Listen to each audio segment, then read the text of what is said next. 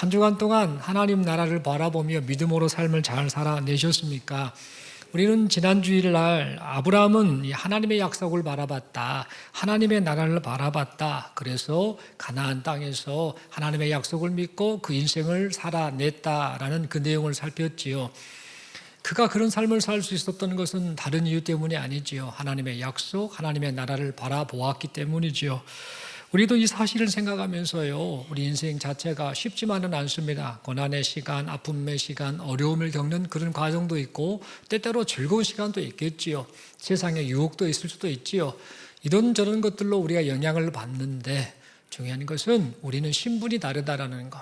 우리는 대한민국 사람인과 동시에 하나님 나라 시민권자라는 사실, 이것을 잊지 말고, 그리고 이 땅에서 삶은 잠시 잠깐이고 영원한 하나님의 나라에서 영원토록 주의 은혜로 그 영광과 은혜를 누리게 된다는 사실을 잊지 말고 허락하신 인생 시간 동안에 하나님 나라를 바라보면서 이 땅에서 하나님 나라 시민권자답게 믿음으로 삶을 잘 살아내시는 우리 모두가 될 수 있기를 간절히 소망합니다. 서로에게 축복하며 인사하겠습니다. 하나님 나라를 바라보며 삽시다. 감사합니다. 이 시간 저는 하나님을 두려워하는 마음이 있습니까? 라는 제목을 가지고 함께 하나님 말씀 받기를 원합니다. 여러분, 아파트, 또 주택, 타운하우스 이런저런 것들을 분양을 할 때요, 건설회사가 어떤 일을 행하냐면 분양하기 전에 실제 그 주택을 그대로 재현한 어떤 그 건물을 하나 짓지요. 조립식을 짓든지 해서 그 건물을 짓고 하지요. 그게 바로 모델하우스라고 불리지요. 이 모델하우스를 하나 딱 지어놓고 나서 어떤 행동을 합니까? 이 집을 보세요. 이 내부 실내를 보세요. 앞으로 여러분들이 이 아파트에 사시게 되면 이런 구조로 삽니다. 잘 지어졌지요? 라고 하면서 그 목적을 가지고 이 모델하우스를 짓습니다. 그래서 사람들은 그 모델하우스를 보면서 무슨 생각을 합니까? 야, 내가 이 집으로 이사 오면, 이 아파트로 이사 오면, 이 주택, 이 타운하우스로 이사 오면 이 상황 속에서, 이 환경 속에서 이렇게 편리하게 살겠구나 라고 생각을 하면서 그 집이 빨리 이제 완공되고, 그래서 자기가 빨리 그곳에 입주하기를 기대하면서 계약을 하게 됩니다. 모델하우스 그 역할, 그 기능이 크지요. 사람들은 모델하우스를 보면서 그 집이 어떤 집인가를 알게 됩니다. 이처럼 성경을 보니까 하나님은요, 이 하나님의 백성 이스라엘, 그리고 오늘날 성도들, 이들을 하나님 나라 백성의 삶이 어떤 삶을 살아야 되는가 보여주는 모델하우스와 같은 그런 역할을 부여해 주셨습니다. 이스라엘을 통해서 세상 속에서 구원받은 하나님 나라 백성의 삶을 나타내리라라는 그런 계획을 가지셨던 겁니다. 이 뜻을 이루시기 위해서 우리 하나님은요, 이스라엘 백성들을 출애굽을 시키셨고 또 40년 광야 생활 가운데 보호하시고 인도해 주셨습니다. 뿐만 아니라 또 약속의 땅, 약속하신 그 가나안 땅으로 입성시켜 주셨습니다. 조금 더 살펴보면 하나님께서는 이스라엘 백성들을 출애굽을 시키셨는데 당시에 애굽 왕 바로의 압제 가운데 있었지요. 그래서 이스라엘 백성들은 스스로의 힘으로는 애굽에서 벗어날 수 없었습니다. 계속해서 고통의 시간을 당했습니다. 이때 하나님께서는 10가지 재앙을 내리셨고 또 그리고 홍해가 갈라지는 이런 기적 등을 보이시면서 이스라엘 백성 스스로는 애굽에서 벗어날 수 없는 그들을 하나님께서 출애굽시켜 주셨습니다. 그리고 우리 하나님은 이제 출애굽을 시킨 이후에 이스라엘 백성들을 광야로 인도하셨고 가나안 땅을 향해 가게 하셨지요. 이 가운데 40여 년의 기간이 좀 걸립니다. 그 이유는 하나님의 40년 동안 이스라엘 백성들을 끌고 다니신 것이 아니라 하나님을 신뢰하지 못했던 이스라엘 백성들의 불순종, 불신앙 때문에 그렇게 오랜 시간이 걸렸던 겁니다. 하지만 그런 가운데서도 우리 하나님은 이 광야 생활 가운데 있는 이스라엘 백성들을 보호해 주시고 인도해 주셨습니다. 40년 동안 만나를 주셨습니다. 이것이 뭐야? 라는 뜻을 가진 그 독특한 그 식물 만나를 이스라엘 백성들에게 40년 동안 주셨습니다. 날마다 굶지 않도록 그 만나를 주셨습니다. 그래서 40년 동안 굶어 죽은 사람이 하나도 없었습니다. 목말라 하는 그들에게 반석에서 물이 나게 하셨지요. 먹여주셨고 갈증을 해결해 주시고 하나님의 은혜를 베푸셨지요. 뿐만 아니라 밤에는 불기둥으로 추위를 견디지 못하는 그들을 보호해 주셨고, 낮에는 구름기둥으로 더위로부터 이 이스라엘 백성들을 보호해 주셨습니다. 그리고 나서 광야 생활을 끝나고 나서 이제 가나안 땅으로 들어가게 되지요. 하나님이 이 이스라엘 백성들이 가나안 땅에 들어갈 수 있도록 은혜를 베푸신 겁니다. 그런데 중요한 것은 가나안 땅에 들어갈 때 요단강이 그 길을 막고 있었습니다. 물이 범람했습니다. 콸콸콸 흐르고 있는 그런 요단 강물이었습니다. 이때 건너지 못할 때에 우리 하나님이 그 요단 강물이 멈추게 하는 기적을 나타내셨지요. 그래서 마침내 이스라엘 백성들이 그 요단강을 건너서 하나님이 약속하신 가나안 땅에 들어갈 수 있게 되었습니다. 그뿐만이 아니죠. 가나안 땅에 들어갔는데 그곳에는 우상숭배에 심각한 우상숭배를 하고 있었던 사람들, 그리고 죄가 만연한 그 사람들이 살고 있었는데, 그 사람들을 내몰고 이제 거룩한 하나님 나라를 세워가는 이 일이 주어졌는데, 이 일을 이스라엘 백성 스스로 하게 할 것이 아니라 하나님이 직접 주도해서 이 가나안 땅을 회복시키시겠다라는 그런 약속의 말씀을 하셨습니다. 그렇다면 하나님께서는 왜 가나안 땅을 다시 되찾는 이 일을 직접 주도하시겠다라고 말씀 안 하셨을까요? 창세기 15장 16절의 말씀을 보면은요, 하나님께서는 오래전에 이 이스라엘 백성들의 조상 아브라함이죠. 이 아브라함에게 이미 이 약속을 하셨습니다. 이 이스라엘의 조상 아브라함에게 가나안 땅에 죄악이 가득하다라는 말씀을 하셨고, 때가 되면 이들의 죄악을 심판하시겠다라는 그 뜻을 내비치셨습니다. 그러니까 이스라엘 백성들이 출애굽을 해서 가나안 땅으로 들어가게 돼서 그 가나안 땅을 정복하는 이것은 어떤 의미를 가지고 있는가? 타락한 가나안 땅을 다시 회복시키는 하나님의 일이었구나라는 사실을 우리는 알게 됩니다. 그래서 하나님께서는 직접 가나안 땅 정복을 주도하시겠다라고 그렇게 말씀하셨던 것이죠. 그러므로 이스라엘 백성은요, 이제 애굽에 있다가 이제 애굽 왕 바로의 선악에서 건짐을 받았고, 또 40년 광야 생활을 거쳤을 때 먹이시고 입히시고 돌봐주신, 그 보호해주신, 인도해주신 하나님의 은혜를 입었으니까, 그리고 하나님의 은혜를 따라 마침내 가나안 땅에 입성했으니까, 그리고 요단강을 건너게 해주셨으니까, 또한 이 가나안 땅을 에서 잘 살 수 있도록 하나님이 길을 열어주신다라고 했으니까, 이 은혜를 생각하면서 이제부터는 하나님의 말씀을 믿고 하나님의 말씀 앞에 철저히 순종함이 마땅했습니다. 그런데요, 오늘 본문을 보니까 이스라엘 백성들은 이제 가나안 땅을 들어와서 이제 첫 번째 전투입니다. 여리고성 전투에서부터 하나님의 말씀에 불순종하는 모습을 보이고 말았음을 우리는 확인하게 됩니다. 여리고성을 돌 때 6일 동안 날마다 하루에 한 바퀴 돌았고, 마지막 7일째 7바퀴 돈 다음에 하나님의 말씀 따라 와 소리 질러가지고 여리고성이 무너져서 정복한 거 아니야? 그러니까 이스라엘 백성들이 여리고성 정복한 것은 철저히 순종했기 때문에 된 것 아니야? 그러니까 무슨 문제가 없어 보이는데 라고 우리는 생각할 수 있는데요, 그래서 얼핏 보기에 이스라엘 백성들이 하나님께서 명하신 대로 순종하여 여리고성을 점령한 것처럼 보이는데요, 그런데 알고 보니까 그렇지 않았습니다. 이스라엘 백성은 하나님의 말씀에 온전히 순종하지를 못했습니다. 구체적으로 어떤 불순종을 했던 것일까? 오늘 그 부분에 대해서 오늘 이 본문의 말씀이 우리에게 말을 하고 있습니다. 여호수아서 7장 1절을 보니까 이스라엘 백성들은 여리고성을 함락하여 얻은 모든 전리품을 하나님께 온전히 바치라라는 이 명령에 불순종을 하고 말았습니다. 사실 하나님께서는요, 여리고성을 점령하기 전에 이미 여호수아에게 이런 말씀을 했습니다. 이스라엘 백성들이 여리고성을 점령한 이후에 그 어떤 물건도 손대지 말고 그 모든 것을 하나님의 곳간에 드리라라고 말씀하셨죠. 이 사실이 여호수아서 6장 18, 19절에 기록되어 있습니다. 너희는 온전히 바치고 그 바친 것 중에서 어떤 것이든지 취하여 너희가 이스라엘 진영으로 바치는 것이 되게 하여 고통을 당하게 되지 않도록 오직 너희는 그 바친 물건에 손대지 말라. 은금과 동철 기구들은 다 여호와께 구별될 것이니 그것을 여호와의 곳간에 드릴지니라 하니라 라고 말씀하고 있습니다. 즉 여리고성을 점령하기 전에 하나님은 이미 여호수아에게 명한 겁니다. 그래서 이스라엘 백성들에게 말해라. 절대 그 여리고성을 점령했을 때에 취한 이 노략물, 그 전리품을 절대 개인이 취하지 말고 하나님께 바쳐야 된다. 히브리어로 하렘이라고 합니다. 하나님께 바쳐진 것이다. 그러니 손대지 말아라라고 이미 여호수아에게 말씀을 하셨지요.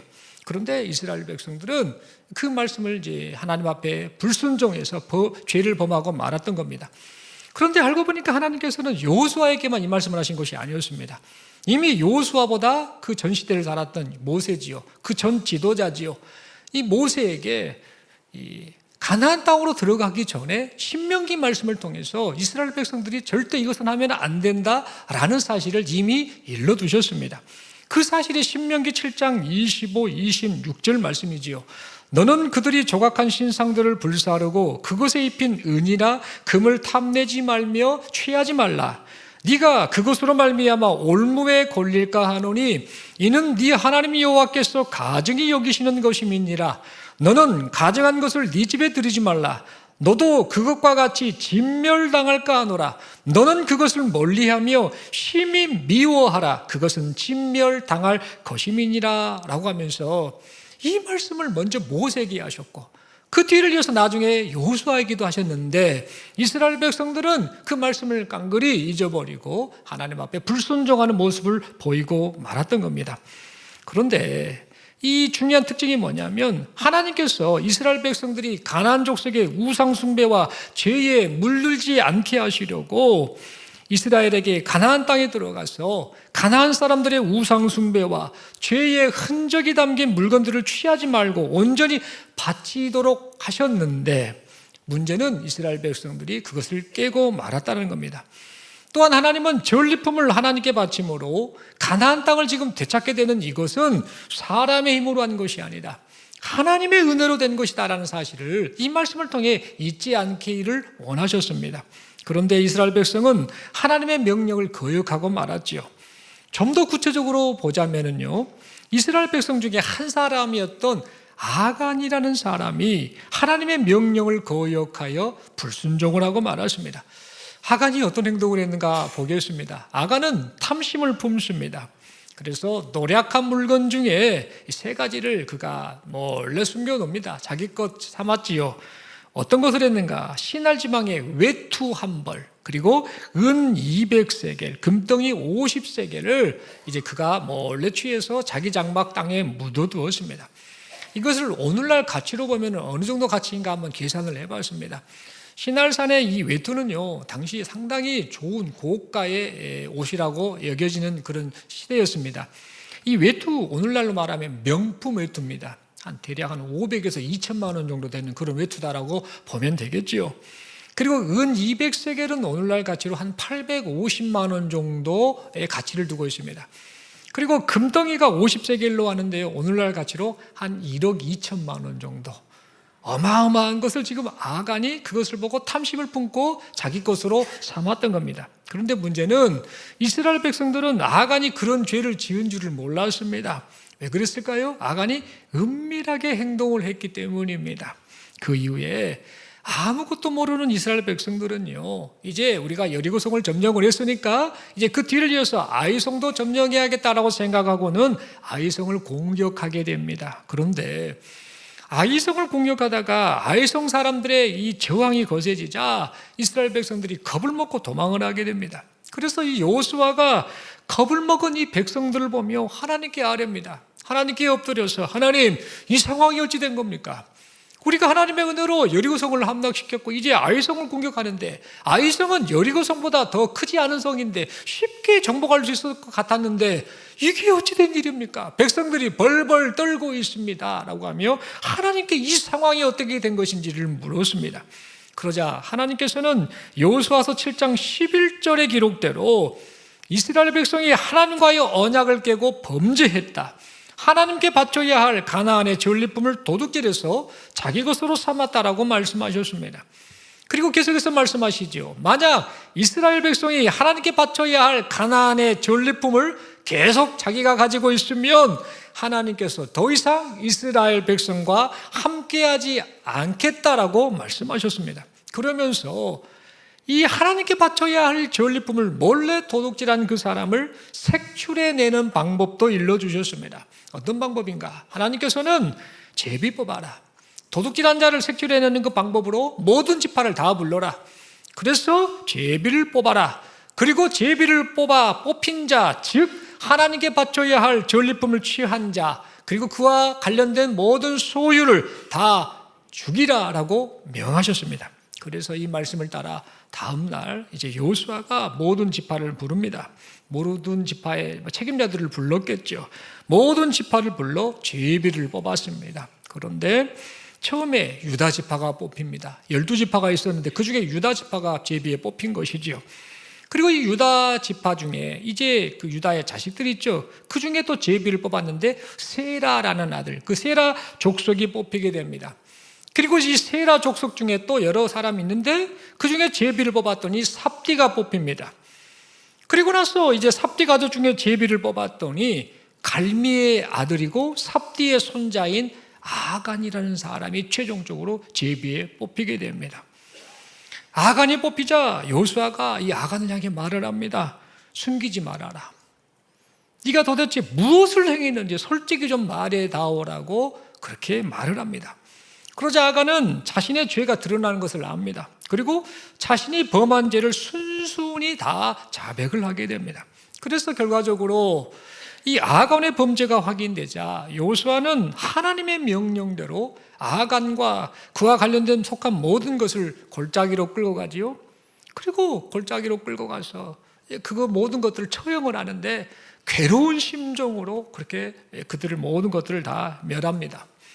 그 이후에 그 골짜기 이름이 괴로움이라는 뜻을 가진 아골 골짜기로 불리게 되었습니다.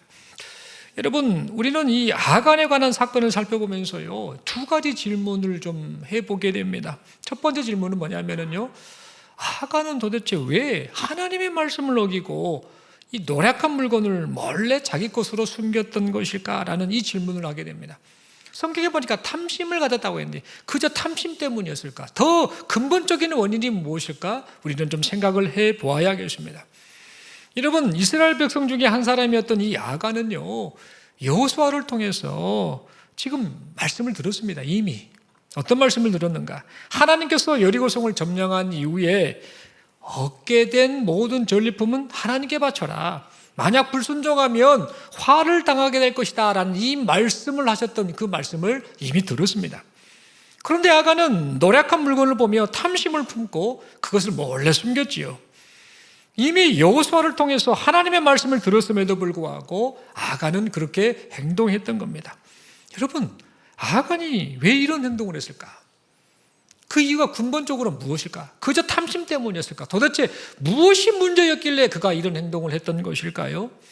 여러분, 이 질문에 대한 답은 조금 있다가 다시 확인하기로 하겠습니다. 두 번째 질문입니다. 아간은 이제 제비 뽑힌 난 이후에 자기가 제비에 뽑혔지 않습니까? 그러자 이 여호수아가 이것저것 물었지 않습니까? 그때 이 아간은 아무 거짓말을 안 씁니다. 그냥 순순히 다 붑니다. 순순히 자백했던 것을 보게 되는데 왜 거짓말을 하지 않고 거기서 순순히 다 자백을 했던 것일까? 이것을 좀 우리가 좀 생각했으면 합니다. 여러분, 오늘 본문 19절에 기록된 이 여호수아가 아간에게 한 말을 살펴보면요, 여호수아는 아간이 구체적으로 어떤 행동을 했는지 정확하게 알지 못했습니다. 그래서 이런 말을 하죠. 이 여호수아가 아간에게 네가 행한 일을 내게 알게 해라. 너 도대체 뭔 잘못을 했길래, 네가 어떻게 했길래 지금 제비에 뽑힌 거야 라고 하며 네가 구체적으로 무엇을 잘못했는가 내게 말해다오라고 그렇게 말을 했습니다. 근데 여러분, 이때 아간은요 솔직히 이실직고를 합니다. 여러분, 보편적으로 사람들은요 자기 입장이 곤란하거나 지금 죽게 된 상황이거나 그렇게 지금 그것이 뭔가 자기의 잘못이 판명이 나면 그것을 자기가 죽게 될 것을 생각할 때 어떤 반응을 합니까? 살아남기 위해서 거짓말을 하는 경우가 허다하지요.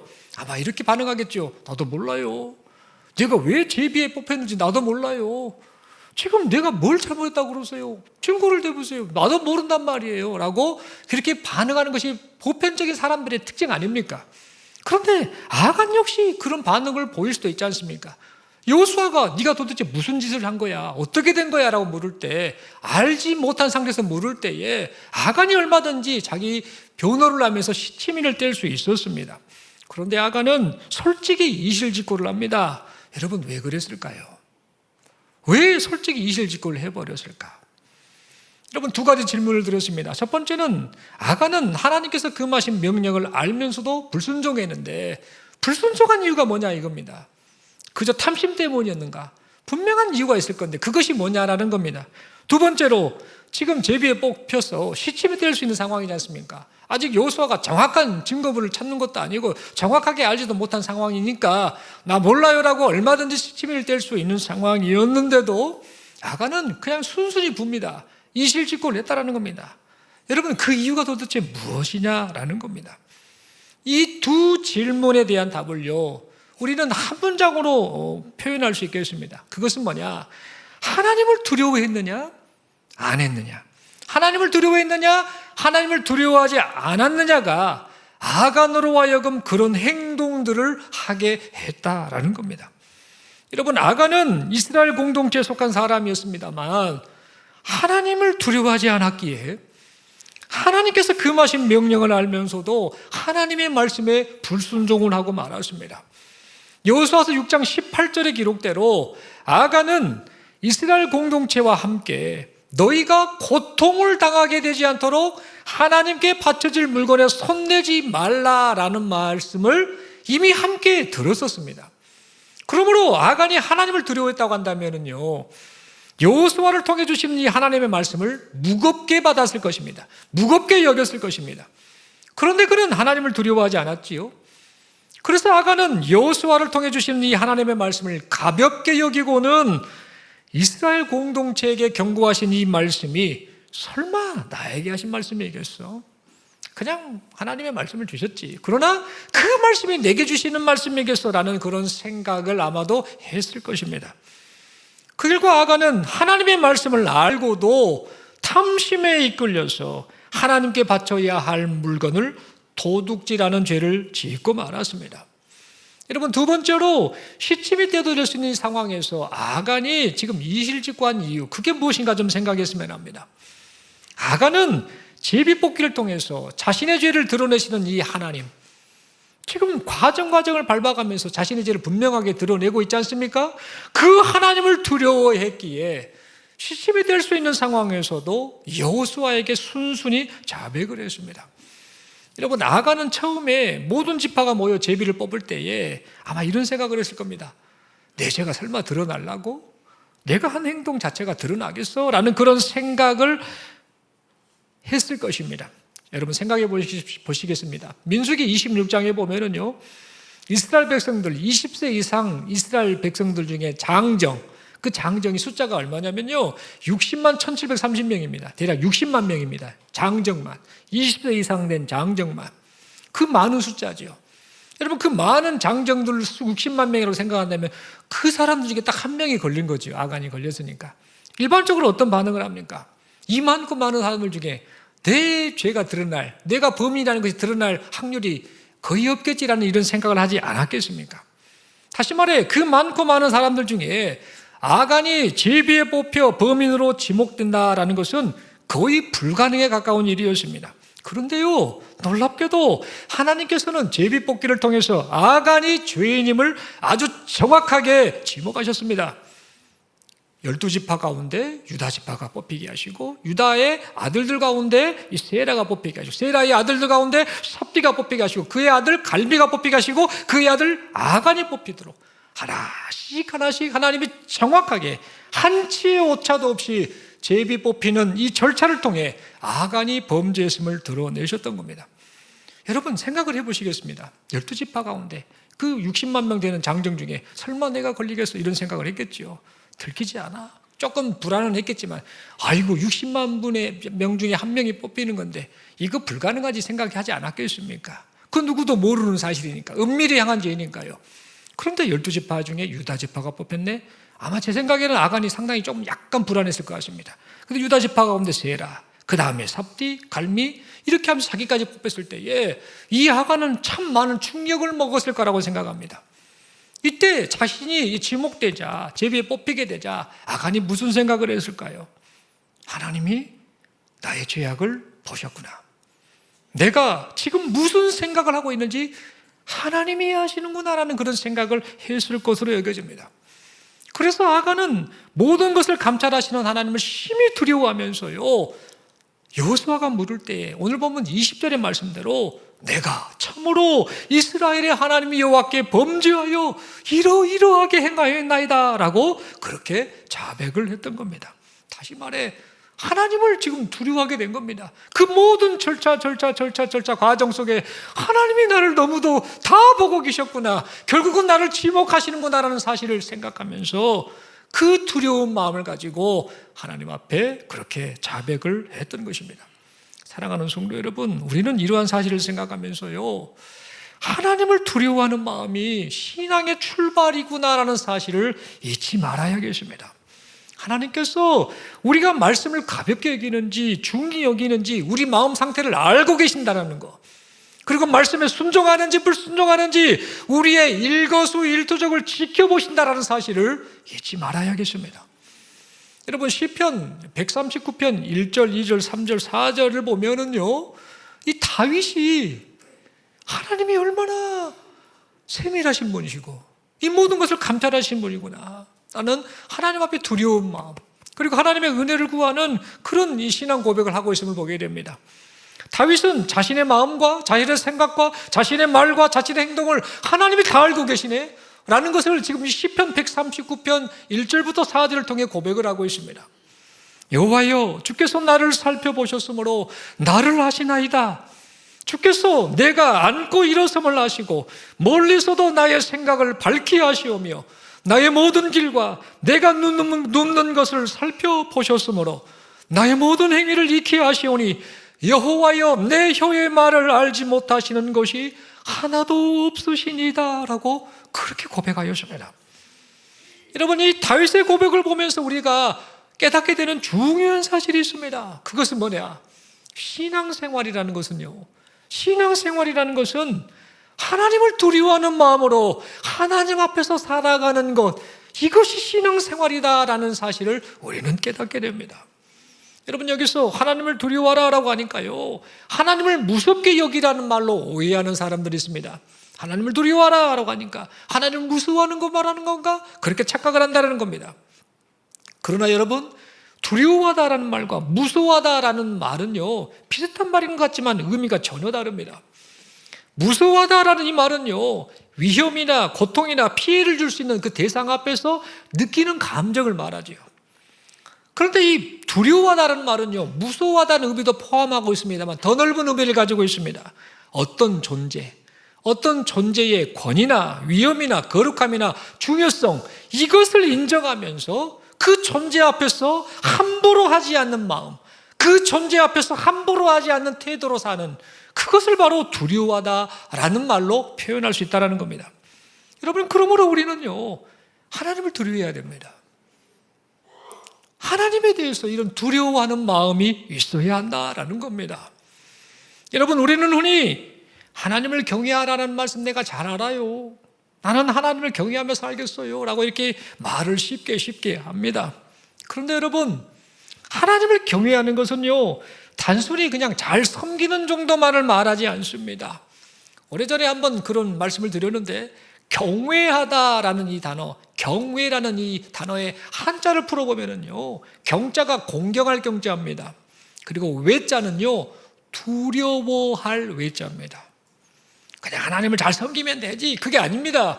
하나님을 경외하는 것은요, 잘 섬기되 두려워하는 마음이 있어야 한다는, 이것이 기초가 되어야 한다는 것을 말하고 있는 겁니다. 그러므로 우리는 하나님을 두려워하는 마음이 우리 안에 있는지, 신앙의 출발이 하나님을 두려워하는 마음에서 출발해 한다고 해도 과언이 아닌데, 이 하나님을 두려워하는 마음이 내 안에 있는지 우리 자신을 돌아보길 바랍니다. 하나님을 두려워하는 마음이 있어야 하나님을 바르게 섬길 수 있기 때문입니다. 여러분, 오늘날 성도들 중에도요, 하나님을 두려워하지 않는 모습으로 살아가는 사람들이 있습니다. 그렇지 않아야 되는데 하나님을 경외합니다, 하나님을 섬긴다고 하면서 하나님을 두려워하지 않는 모습으로 살아가는 성도들이 안타깝지만 있다라는 겁니다. 하나님을 두려워하지 않다 보니 어떤 반응이 나온 줄 아십니까? 하나님의 말씀을 가볍게 여깁니다. 선포된 하나님의 말씀을 가볍게 여깁니다. 하나님께서 성도를 공동체로 불러 모으셨지요. 그래서 말씀으로 양육을 하셨지요. 그런데 하나님을 두려워하지 않다 보니까 공동체 안에 속한 성도들에게 주시는 이 하나님의 말씀을 가볍게 여깁니다. 공동체에게 주시는 말씀이 자기 자신에게 직접 주시는 말씀이다라고 생각하지 않습니다. 그죠? 개인적인 삶을 살면서 자신이 듣기 좋아하는 말씀, 자신의 마음에 와닿는 말씀, 자신의 마음을 위로해 주는 말씀, 그 말씀만을 하나님의 말씀으로 여깁니다. 그러다 보니까 교회 공동체 안에서 선포되고 가르쳐지는 이 하나님의 말씀을 따라 살지 않지요. 자기 생각대로 신앙생활을 합니다. 그 결과 공동체와는 별개의 신앙생활을 하면서 말하지요. 어떤 말을 합니까? 나는 하나님을 경외하고 있어, 나는 하나님을 잘 섬기고 있어 라는 그런 말을 하더라라는 겁니다. 심지어 하나님을 은혜의 하나님으로만 생각합니다. 아드님까지 희생시키셨으니 얼마나 우리를 사랑하셔. 맞지요? 그 은혜의 하나님이시지요. 그런데 그것만을 생각합니다. 동시에 공의의 하나님은 생각하지 않습니다. 그러다 보니 하나님을 두려워하지 않다 보니까 삶을 살면서 어떻게 합니까? 쉽게 죄를 짓지요. 그 말씀을 거역하지요. 불순종하지요. 탐심에 끌리고 이런저런 유혹에 넘어가면서 막 살지요. 마치 아간의 모습과 같은 그런 모습으로 산다라는 겁니다. 특히 하나님 앞에서 경거망동한 행동을 보이고 맙니다. 그 결과 그런 불신앙적인 태도가 자기 자신을 망가뜨리고 함께하는 공동체에게까지 악영향을 주고 맙니다. 여러분, 아간 하나가 죽은 것이 끝난 게 아닙니다. 아간 때문에 하나님은 이스라엘이 범죄했다라고 말씀합니다. 공동체가 범죄했다고 말씀하셨지요.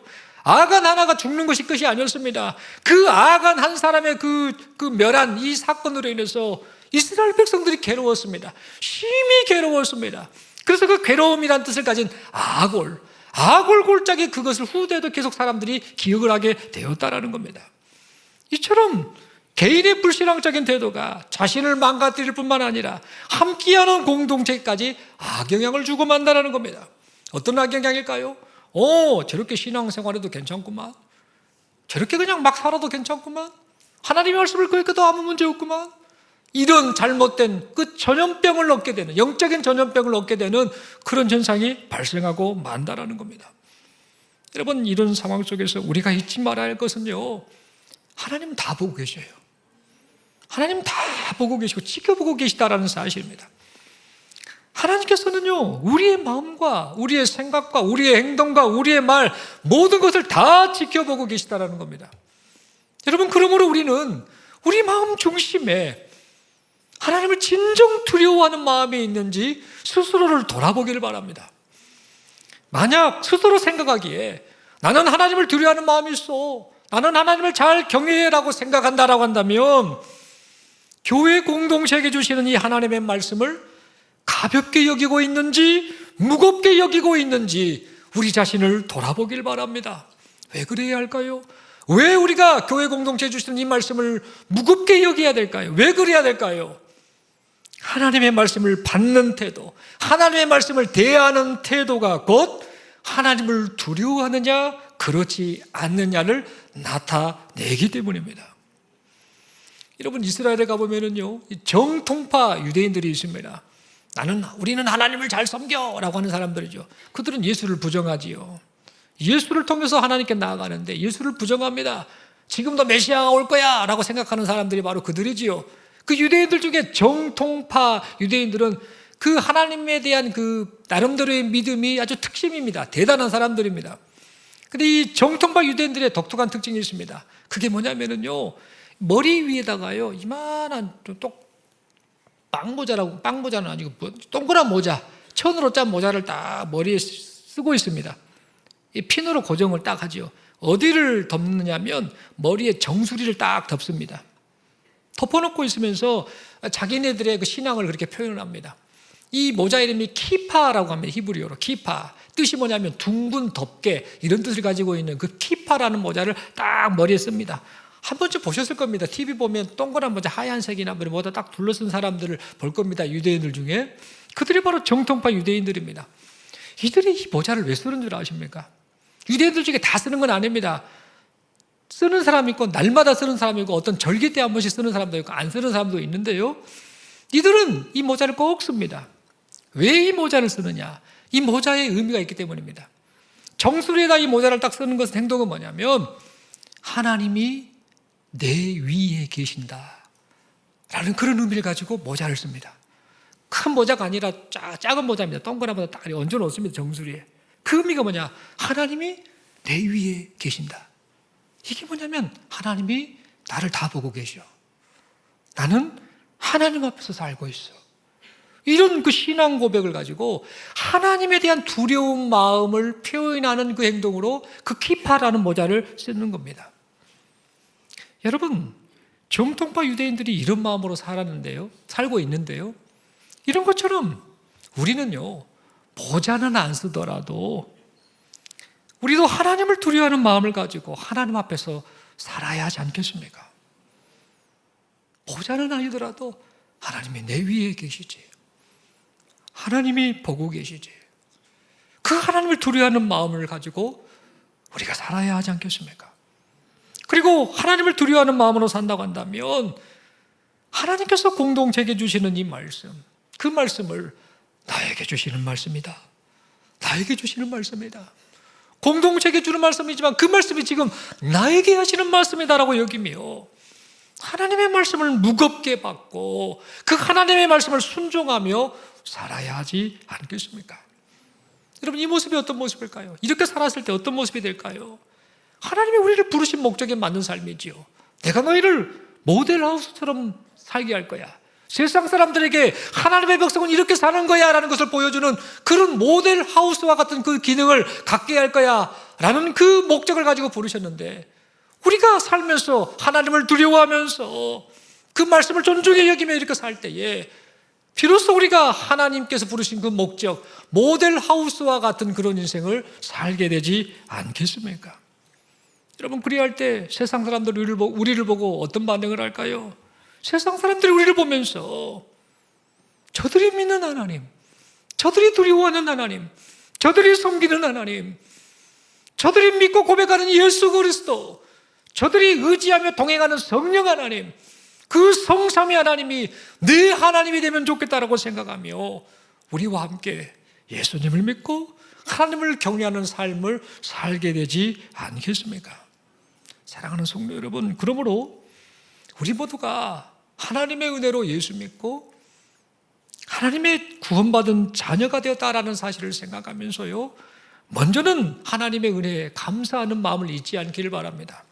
그리고 그와 동시에 그 은혜만을 생각하면서 하나님 앞에 경거망동하는 삶을 살지 말고 그 은혜를 생각함과 동시에 하나님을 두려워하는 마음을 가지고 하나님 앞에서 믿음으로 그렇게 살아가시는 우리 모두가 될 수 있기를 간절히 소망합니다. 하나님께 대한 감사의 마음과 하나님께 대한 두려워하는 마음이 있다고 한다면요, 하나님께서 이 교회 공동체에게 주신 있는 이 말씀을 간절한 마음으로 받고 간절한 마음으로 받아 순종하여서 하나님 보시기에 좋은 신앙으로 평가받는 우리, 좋은 교회로 평가받는 중동교회 공동체가 될 수 있기를 간절히 소망합니다.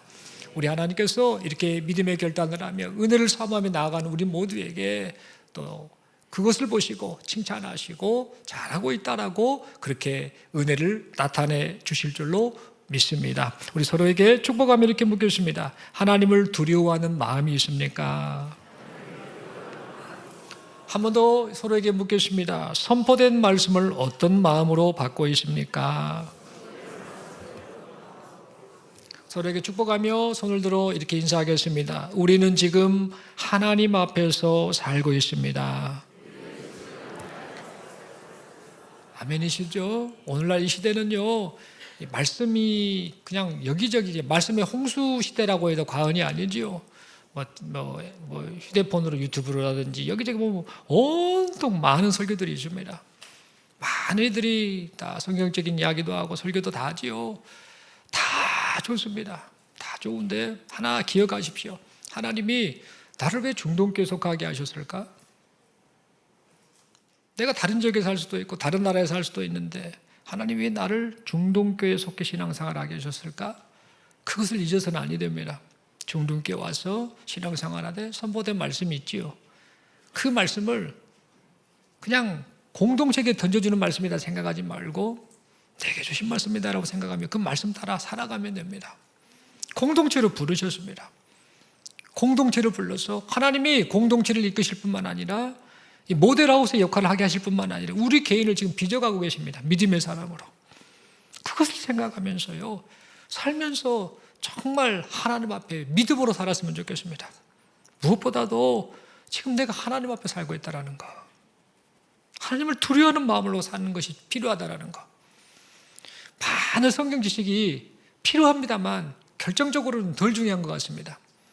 이것저것 많이 알면 뭐합니까? 하나님을 두려워하는 마음이 없으면. 지식을 많이 쌓으면 뭐합니까? 연세 드신 어르신들 잘 아실 겁니다. 기억이 잘 안 납니다. 그렇게 공부 많이 했던 거 나중에 나이 먹으면 기억이 안 납니다. 그러면 젊었을 때만 믿으면 좋은 거 아닙니까? 그것이 아니라는 겁니다. 나이를 먹어가면 먹어갈수록 뭐가 있어야 되냐 우리 안에. 신앙생활을 하면 할수록 우리에게 뭐가 있어야 되는가. 말씀을 많이 하는 것도 중요하지만 하나님의 은혜를 잊지 않고 더불어서 오늘 말씀처럼 하나님을 두려워하는 마음이 있어야 합니다. 그것이 신앙의 출발이라는 거. 내가 하나님 앞에 서지 하나님의 은혜로 살지 않은 생각을 하면서 허락하신 인생 하나님을 진실로 두려워하면서 하나님을 진실로 경외하는 자로 삶을 살아가시는 우리 모두가 될 수 있기를 간절히 소망합니다. 기도드리겠습니다. 하나님 아버지 말씀 받았습니다. 우리가 신앙생활을 합니다. 신앙생활은 하나님을 두려워하며 하나님 앞에 사는 거구나. 하나님의 말씀에 순종하며 사는 것이구나라는 사실을 다시금 생각하며 하나님의 은혜를 구합니다. 아버지 하나님 살면서 주 예수 그리스도를 통해서 베푸신 구원을 잊지 않고 이제 허락하신 인생 시간 동안 하나님을 두려워하는 마음을 가지고 하나님 말씀 따라 믿음으로 순종하며 살아가는 우리 모두가 되게 하여 주옵소서. 정말 하나님 두려워하며 하나님을 경외하는 자 되길 원합니다.